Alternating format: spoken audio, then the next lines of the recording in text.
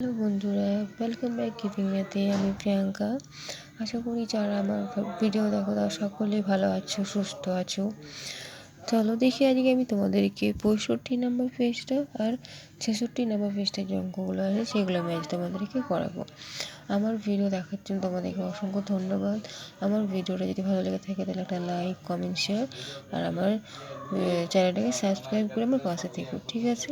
তো চলো দেখি কি আছে। 1 নম্বরটা, মেঘনার কাছে 1200 টাকা আছে, সে 450 টাকা মায়ের শাড়ি, 425 টাকা বাবার পাঞ্জাবি, 350 টাকা ভাইয়ের জামা কিনবে। মেঘনার আরও কত টাকা দরকার আছে? দেখো এখানে কী করবে, সবসময় তোমরা একক, দশক, শতক, হাজার করে লিখে রাখবে, তাহলে বুঝতে পারবে যে টাকাটার পরিমাণটা বুঝতে পারবে, ঠিক আছে? তাহলে কী আছে, মায়ের শাড়ির দাম কত দেখো, 450, তাই 450। বাবার পাঞ্জাবি বলেছিল দাম কত, 425, 425 পড়েছে। ভাইয়ের জামাও বলেছিল কত দেখো, 350। এগুলোকে টোটাল যোগ করতে হবে, যোগ করে কত হয়েছে, 1225 হয়েছে। কিন্তু মেঘনার কাছে কত ছিল, 1200 টাকা। কিন্তু মেঘনার কাছে কত আছে দেখো, 1200 টাকা। তাই তাই তার আরও দরকার কত, তাহলে 1225 থেকে যদি আমরা 1200 বিয়োগ করি তাহলে কত হবে, 25 টাকা। আশা করি বুঝতে পারলে। তাহলে কী হবে, মেঘনার আরও কত টাকা দরকার, মেঘনার আরও 25 টাকা দরকার। চলো তাহলে 2 নম্বর অঙ্কটা কী আছে, আমি 1400 টাকা দামের একটি সাইকেল কিনবো, তাই প্রতি মাসে একই পরিমাণে টাকা জমাতে শুরু করলাম। যদি 7 মাস পরে কিনি তবে প্রতি মাসে কত টাকা করে জমাতে হবে দেখি। দেখো কী বলেছে, প্রতি মাসে আমি 1400 টাকা দামে একটি সাইকেল কিনবো, প্রতি মাসে বলছে একই পরিমাণে টাকা জমা করবো। তাহলে ক মাস বলেছে, 7 মাস। তাহলে আমরা 7কে 14 দিয়ে 1400 দিয়ে ভাগ করবো।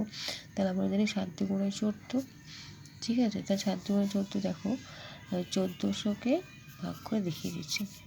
দেখো 7 আছে তো, 7 মাস বলেছে। তাহলে আমরা জানি 7 দুগুণে 14 হয়, 14 হলে এই দুটো শূন্য, এই দুটো শূন্য এখানে নেই, তাহলে হলো 200 টাকা। তাহলে কী আছে, তবে প্রতি মাসে কত টাকা করে জমাতে হবে, প্রতি মাসে 200 টাকা করে জমাতে হবে। আশা করি বুঝতে পারলে। তো চলো 3 নম্বর অঙ্কটা কী আছে, যে রিনির কাছে 800 টাকা আছে, দাদু আরও 1000 টাকা দিলেন। রিনি মোট টাকা দিয়ে 9টি একই দামের গল্পের বই কিনবে। একটি বইয়ের দাম কত টাকা হবে, তাহলে 800, এখানে 1000 টাকা আর এখানে 800 টাকা, তাহলে 1000 আর 800 যোগ করলে কত হয়, 1800 টাকা।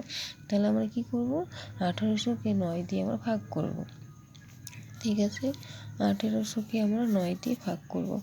যেহেতু কী বলেছে, 9টি একই দামের গল্পের বই কিনবে, তাহলে আমরা জানি 9 দুগুণে 18, দুটো শূন্য, সেই দুটো শূন্য এখানে চলে যাবে। তাহলে কী হবে, তাহলে কী হয়েছে যে একটি বইয়ের দাম কত টাকা হতে পারে, তাহলে একটা বইয়ের দাম হবে 200 টাকা। আশা করি বুঝতে পারছো। চলো দেখি কী আছে। 4 নম্বর অঙ্কটা, স্বাধীনতা দিবসের দিনে পাড়ায় 2128 জন অনুষ্ঠানে এসেছে, তাদের মধ্যে 931 জন বড় এবং বাকিরা শিশু। তাহলে প্রতি শিশুদের 4টি করে লজেন্স দিলে মোট কতগুলো লজেন্স দরকার হিসেব করি। দেখো এদের এই 2128-এর মধ্যে বড় কতজন আছে সেটা বলে দিয়েছে। তো তাহলে আমরা কী করবো, এটা থেকে এটা বিয়োগ করবো। তাহলে এটা থেকে বিয়োগ করলে দেখো আমরা কত পাই, দেখো 1 থেকে 8 বিয়োগ করলে 7, এখানে ছোটো সেটা, এটা বড়ো আছে, উপরে ছোটো আছে, তাই এটাকে আমরা 12 ধরবো, এটাকে আমরা 4 ধরবো। তো 4 থেকে 12 গেলে কত হবে, 4, 5, 6, 7, 8, 9, 10, 11, 12, 9 হচ্ছে যে। আর এটা দেখি 10 ধরলাম আর উপরে 1 আছে, আমরা 11 ধরবো, তাহলে 10 থেকে 11 গেলে 1 হবে। আর এখানে 1 আছে, তাহলে এই 1 থেকে 1 কত হবে, 1 হবে। তাহলে 1197, তাহলে 1197 আছে করলাম। 4টি করে লজেন্স দিলে তাহলে কতগুলো হবে, তাহলে একটা শিশুকে 4টি করে দিলে তাহলে 1197 যে শিশু আছে তাদেরকে যদি লজেন্স দেওয়া হয় তাহলে কত হবে দেখি, এটা গুণ করবো। তাহলে করবো 4 7 28, হাতে থাকবে 2, 4 9 36, 36 36 37 38, আবার 8, 38 আবার হাতে থাকলো 3, 4 4 5 6 7 আর 4 একে 4, তাহলে 4788টি লজেন্স দরকার, তার আরও দরকার হবে, ঠিক আছে? আশা করি বুঝতে পারলে। আছে। চলো তোমরা 5-এর অঙ্কটা নিজের মতো নিজের খুশি করে যেমন খুশি তোমরা পারবে তোমরা নিজেরাই এটা করবে। ঠিক আছে, চলো আমি তোমাদেরকে 66 পেজের অঙ্কটা করি। ঠিক আছে, দেখো ব্যাঙের লাফ দেখি, এখানে যে ব্যাঙ আছে দেখো, ব্যাঙ দেখো লাফিয়ে লাফিয়ে লাফিয়ে লাফিয়ে কোথায় গেছে 38 পর্যন্ত। এখানে দেখো ব্যাঙ লাফিয়ে লাফিয়ে যাচ্ছে, সে 1 ঘর থেকে শুরু করে 10 ঘর অন্তর যাচ্ছে। তাই প্রথম লাফে সে এলো 11, তাহলে কি আছে 11-কে 11। আবার দেখো দ্বিতীয় লাফে এসে গেছে 11 গুণিত 2, তাহলে 11 দুগুণে কত 22 ঘরে। তাহলে এখানে কি করেছে দুবার, দেখো দুবার 11 যোগ করলে হয় 22। এবার দেখো তৃতীয় লাফে 3 11 33 হয়, তাহলে 3টে 11 করলে 33 হয়ে যাবে। আবার 4 11 যেন 44 হয়, তাহলে এখানে 4টে 11 করলে 44।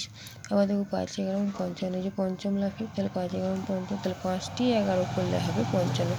তোমাদেরকে আমি একটা কথা বলবো, তোমরা মানে অঙ্ক প্রতিদিনই প্র্যাকটিস করবে, দেখবে তোমাদের খুবই সহজ মনে হবে। আর তার সাথে সাথে তোমাদেরকে নামটা খুব ভালোভাবে মনে রাখতে হবে। ঠিক আছে, তারপর দেখো নিজে করে হবে কী আছে 11 আছে, 11 কী হবে 11, 11 দুগুণে কত হয়, এখানে দেখো 22 হবে। তাহলে আমরা কী করে লিখবো 11কে আমরা, এখানে যোগ আছে তো, এই 11 যোগ 11 তাহলে হয়ে যাবে 22। আবার দেখো 11 দুগুণে 22, এই 11 দুগুণে 22টা এখানে হয়েছে, তাহলে এই 22-এর সাথে যদি আমরা 11 যোগ করি তাহলে হবে 33, যেহেতু এখানে 11 দুগুণে 33 বলেছে। তাই আবার দেখো এই 11 দুগুণে 33টা এখানে এসেছে, তাহলে 11-এর সাথে যদি আমরা 33 যোগ করি তাহলে হবে 44। ঠিক পরপর দেখো আবার 11 দুগুণে 44, এই 44টা এসেছে, 44-এর সাথে 11 যোগ করেছে 55, তাহলে আবার 11 55 হয়ে এই ঘরটা এলো। ঠিক মানে এই যে পরপর নামতাগুলো আছে একের পর কী করে যোগ মানে গুণ করে করে এসেছে, আর তার সাথে 11 যোগ করে যত হবে ঠিক তত করেছে। আশা করি বুঝতে পারছো। এই যে 3 11 33 এখানে হয়েছে, 3-এর সঙ্গে 11 যোগ করলে হয় 44, এই যে এই ঘরটা পূরণ হয়েছে। তারপর আছে দেখো 5 11 55 হয়, তাহলে দেখো 55 করেছে 44 করেছে, 44-এর সাথে 11 যোগ করলে 55 হয়। ঠিক আছে, আশা করি বুঝতে পারলে তোমরা।